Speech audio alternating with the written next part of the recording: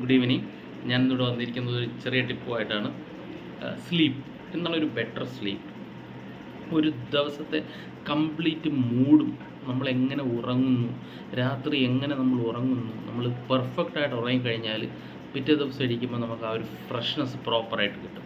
അതിന് ഫസ്റ്റ് ചെയ്യേണ്ട കാര്യം എന്ന് പറഞ്ഞു കഴിഞ്ഞാൽ നമ്മൾ 1 മണിക്കൂർ മുന്നേ നമ്മൾ കിടക്കുന്ന ആ ഒരു റൂമിൻ്റെ ലൈറ്റെല്ലാം ഓഫ് ചെയ്യുക, മൊബൈൽ സ്വിച്ച് ഓഫ് ചെയ്യുക.